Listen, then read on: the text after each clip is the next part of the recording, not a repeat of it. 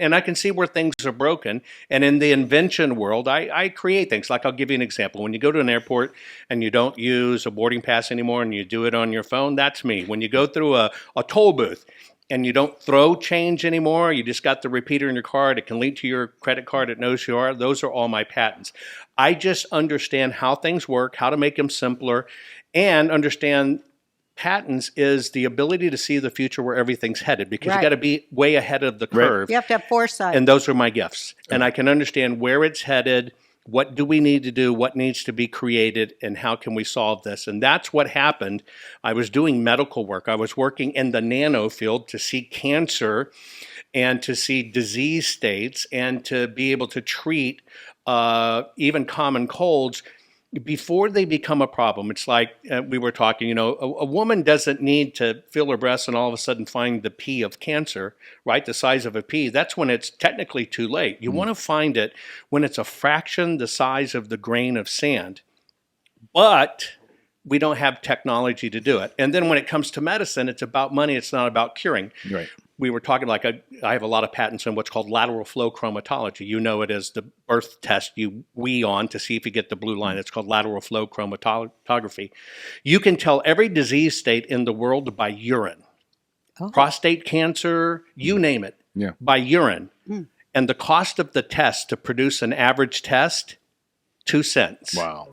But do you know why they do blood testing only? Money. So they can charge $5,000 or $6,000. And that's enough. why they don't develop. And I'm in that whole industry, and I'm developing for that industry because everything's become a racket. And so it was in that, and understanding how to use nanoforensics, nanoanalytics, and I was training cameras on mobile phones to do a lot of this work in diagnostic, that when I saw all of this stuff go nuts with the election, I knew I could look. Of 2020. I'll tell you, let's go back to October of 2020. Bernie Sanders goes on Jimmy Fallon's program. Yeah. And Jimmy Fallon asked him, so what do you think's going to happen with the election? Here's what Bernie says.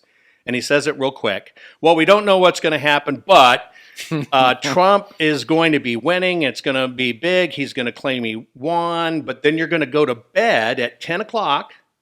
And then you're going to wake up and find that Biden's your president because of Georgia, Wisconsin, Pennsylvania. He names every state and says it's the ballots.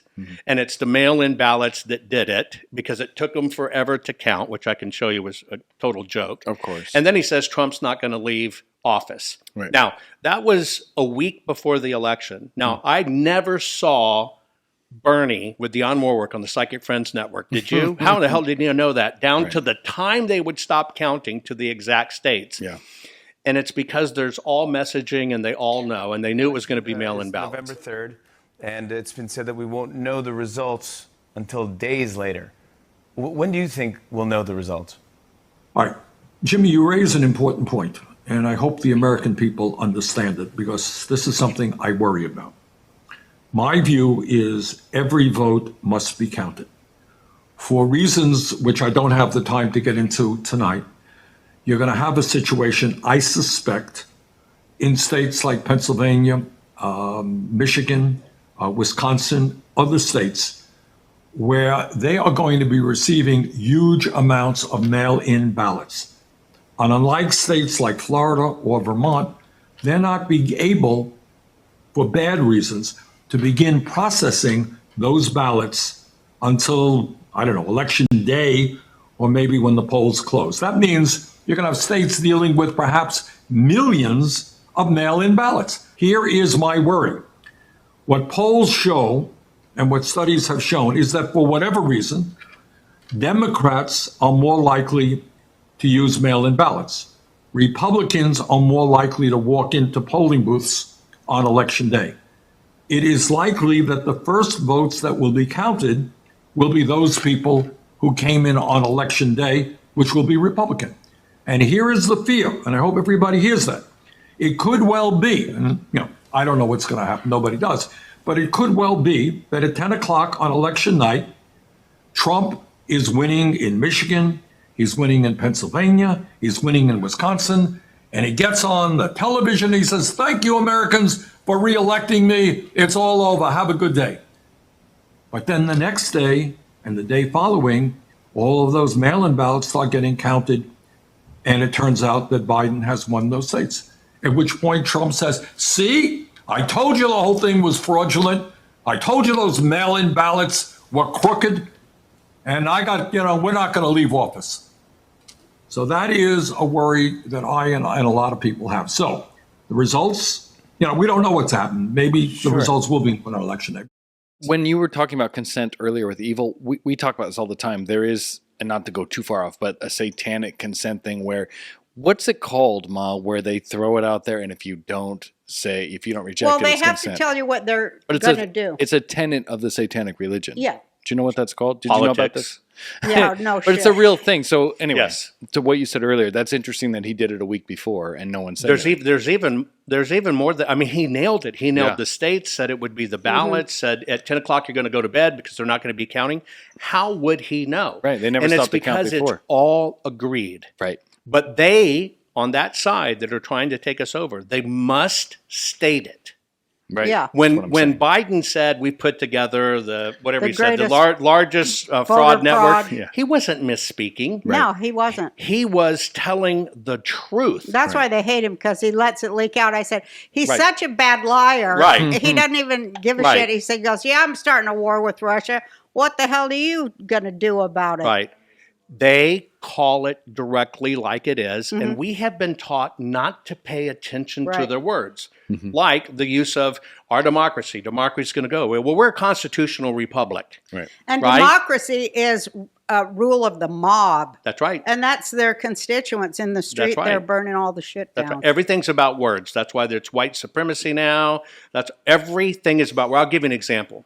We all knew there was trouble in 2020. We saw the crap on TV. We know there was issues in the elections. But let's go to William Barr, who we thought was going to do the right thing.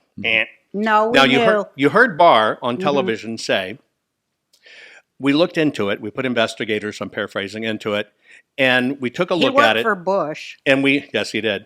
We did not believe there was enough fraud to make a material difference in the outcome of the election. Now, let me explain what that means. Oh, good. If you and I were sitting in Georgia, let's say hypothetically, that's our state, and our candidate lost by 100,000 votes, and we knew it was dead people and illegals and everything like that. Now, you and I partner and do this, and we investigate, and we find all this illegal stuff, and we come up with 90,000 absolutely confirmed illegal aliens voting and dead people.